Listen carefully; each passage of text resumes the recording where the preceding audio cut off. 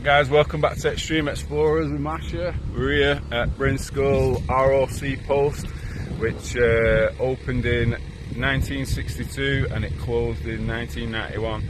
So yeah, we're gonna have a look in the bunker, Cold War bunker. But yeah, it's amazing up here. We'll get back to you. Right guys, here we are. This is the funniest thing ever.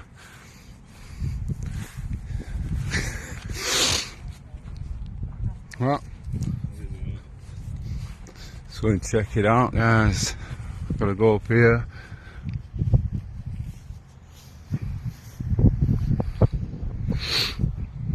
Bigger than your workstation.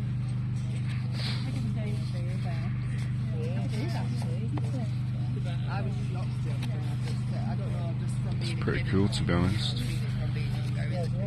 speculate how big the yeah, well, it's impossible to tell. Yeah. When it went down. Oh, the heron. Yes, I saw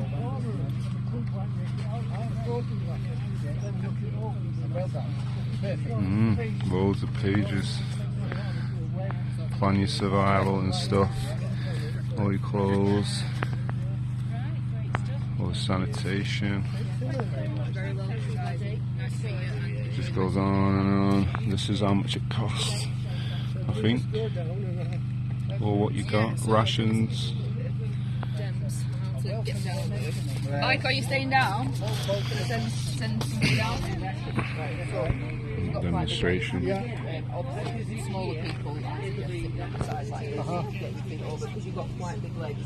Might be better for you to just sit at the back if you can. Yeah. You know, just try and do it as you feel comfortable. There is only 3 options of holding this, but it will not come further than that, okay? So don't panic about that. Points of climbing. One thing to remember is 3 points of contact at all times.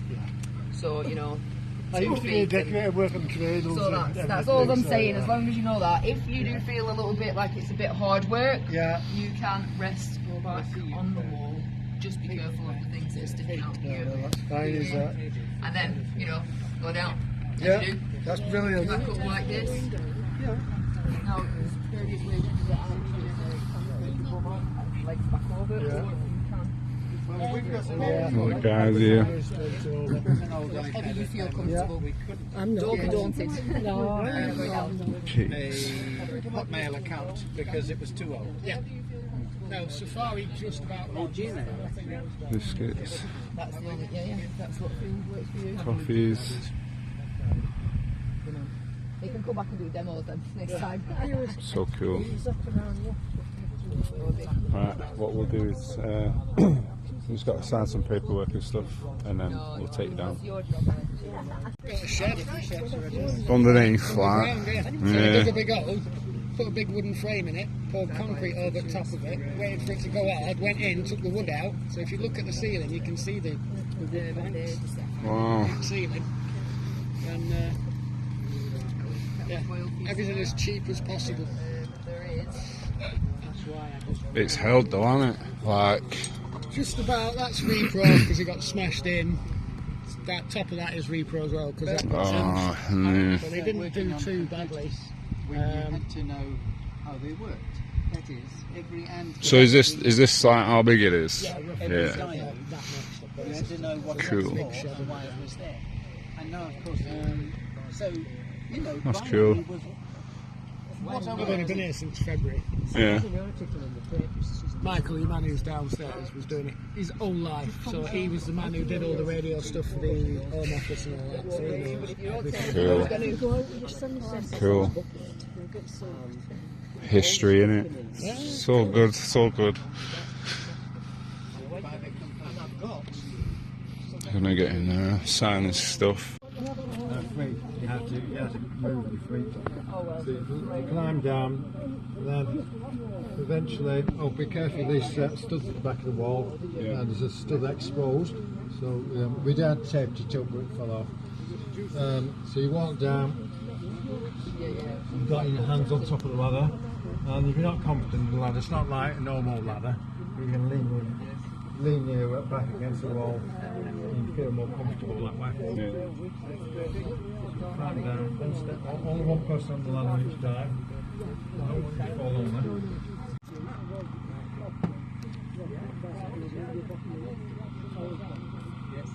Here we go. Into the bunker, the deep hole.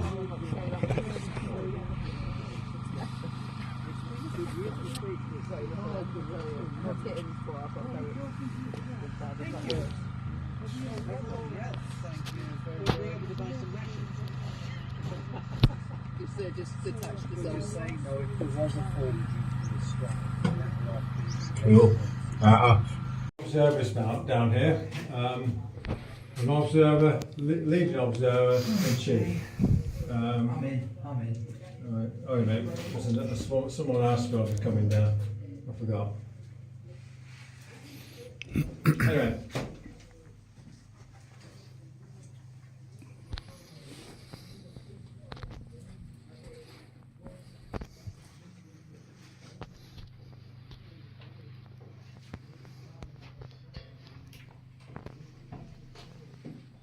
Hey, Hello, how are you? all right, thank you. Hey, this is good. Is this what you expected? Yeah, well, kind of in a way, yeah. Like simple, basic. Yeah, well, it was all nice and simple. Yeah. Cheap and cheerful and cheerful. Yeah. Anyway, and that's for its downfall. Yeah. That's Yeah. right, the downfall because it was cheap, cheerful, and didn't spend money on equipment. Spartan. Yeah, it's Spartan. That's what killed it.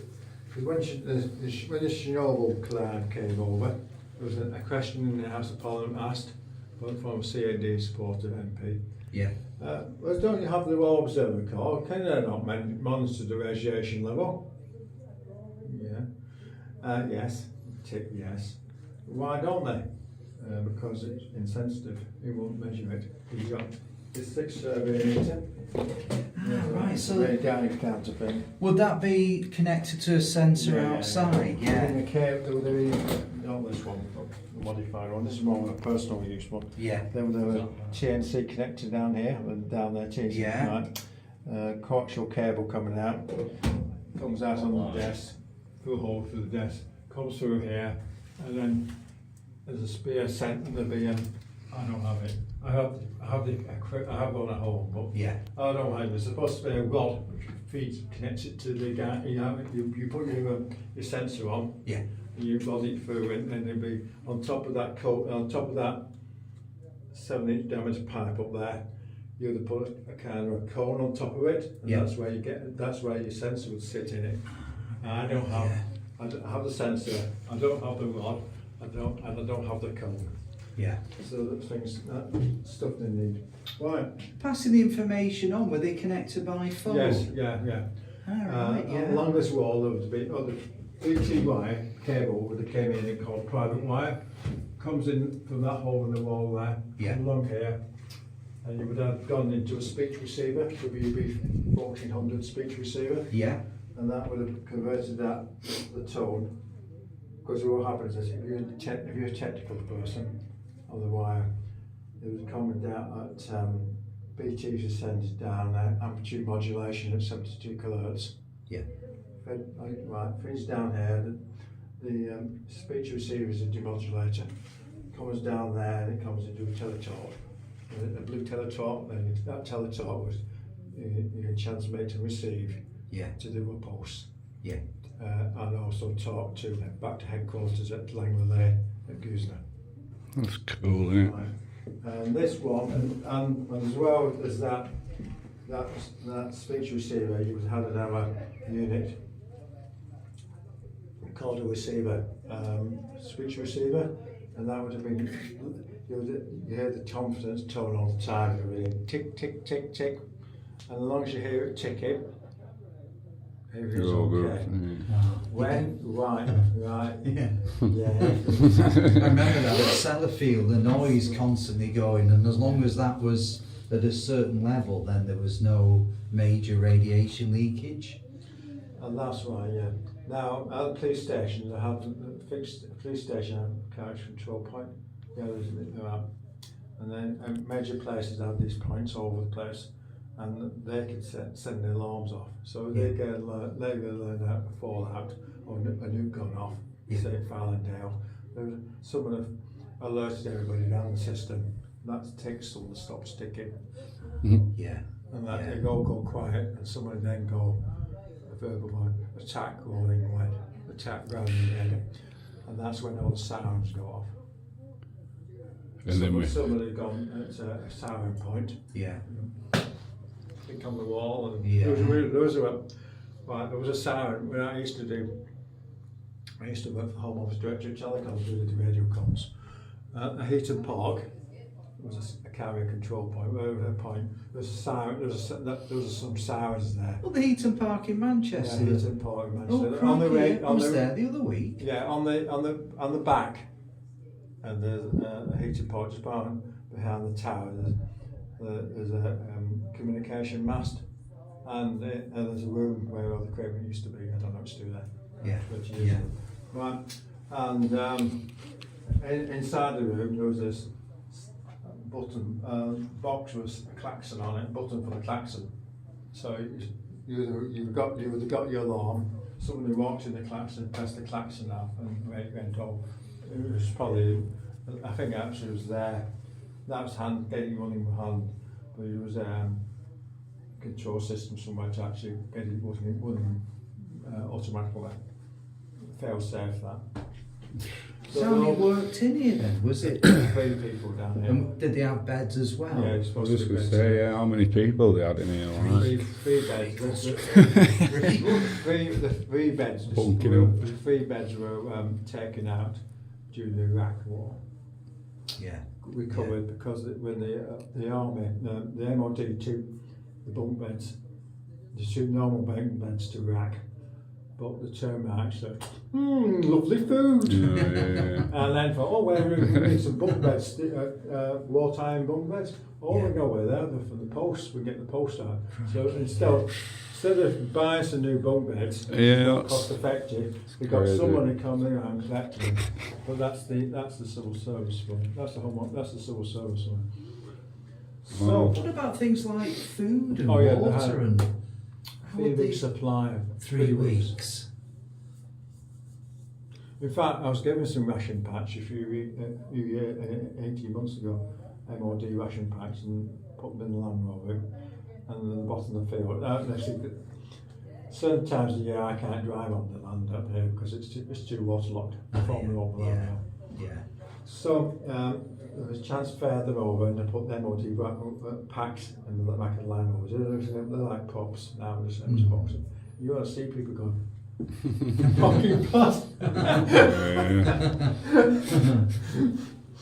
So I guess they had a toilet down here. Yeah, that wasn't it. But when we came in, when we opened up in 2018, the yobbles hadn't pinched the toilet.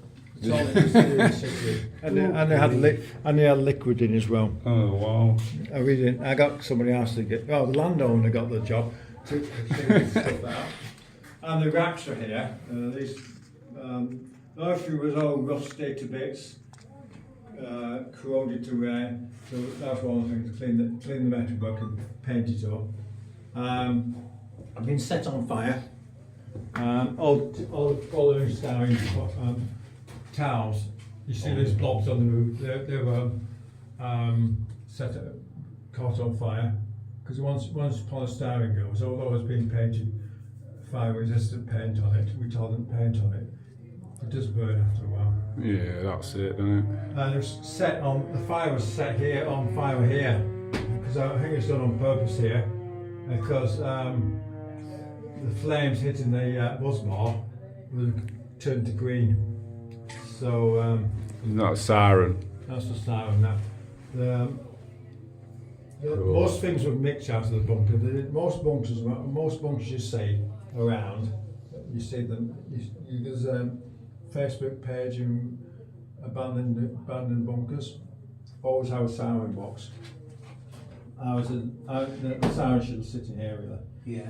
Right, and we don't have a siren. We didn't have a siren box. It was either end up in the fire, but I don't think it did because we got a lot of charred remains and stuff, but there was no any charred remains of what this would look like, you know, because the fire didn't consume everything. So it was nicked. I don't get why people do it, to be honest. Just come down and set fire. Mindless. Like, you're going to smoke yourself out for one. Just like, it's just mindless. That's right. And also the turret, you see, that turret you sat on to get down with where the pinhole camera was, that didn't exist at all. They smashed that to bits. And there was other turrets smashed to bits as well. I can understand why that turret was smashed to bits. They won't well, because when I did come to decommission the post, there was a bracket on the wall for the bracket for the mast. I couldn't get it off. Yeah. So there's two charges. I can either smash it to bits. I left it on. Yeah. I had to explain to my manager why I left it on. Yeah. So I found out later on when I was starting restoring this post, I found out how to get it off. Yeah. 30 years later.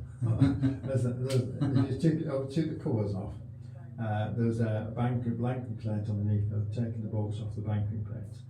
I've got it off. Well, I didn't know that. The other brackets, it was pretty easy to get off. Yeah. Yeah. How far do you go? How many hours do you spend taking stuff off? And at the end of the day, all the stuff that I recovered, and you know where it went afterwards, it got scrapped. It wasn't worth picking, not worth. I can understand it recovering electronic equipment, and metal work wasn't worth picking up. The three people who were down here, did they have special training? Because presumably their families would know they were here. Yeah. And then if they were down here, they probably know that their families have been fried, basically. Now it would be a really hard place, you know. They'd have a lot to think about while they were down here. That's it, yeah, the mental health state. Like. Yeah, you know, because they know that probably all their loved ones are dead. They don't know what the world's like above ground. Were they specially trained for this kind of role? I don't know, I don't. They did reckon that, say for example, the crew at Preston. Preston was, there was 3 crews at Preston. They did a Monday, Tuesday and Wednesday night session. Yeah. They could actually run the whole, so that each crew consisted of about 30 people. Yeah. The actual bunker itself, if needed be, you could actually crew it with 30 people. So they knew in the event of the scenario you just said, a lot of people wouldn't turn up. Yeah. So the people who were married, or whether they were not, didn't have any friends or loners, they'd probably turn up. They'd turn up. They probably thought, like, what's the point? Just for a picture. I know. At the end, the 360 picture, like, like. Plus, as well, crazy, the filtration for the radiation looks like it might have let some in. Oh, well, in this case, it would have done because there's no filtration plant here. Yeah. That was being rolled out just before they stood down. Yeah. So if the event happened, there'd been pretty toxic in here, wouldn't it, with fallout? Because all you've got, the only way you've got stop air coming down is this shutter here. To block it. This should slide over. Yeah. It needs a bit of elbow grease. It'd still get through though, really, right. wouldn't it? Yes. That's right. Yeah. So everybody would be dead in a way, to be honest. You're better off being fried straight away. You might as well sit up on top having a brew. Realistically.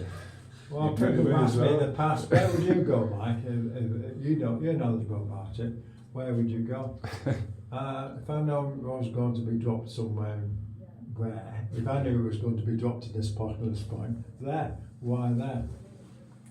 You'd be out. It's gone straight away. Exactly, that's the way to go. Because I've watched a few documentaries on Chernobyl, and you know the firemen who were first responders there, where they were like picking up pieces of graphite from the nuclear reactor.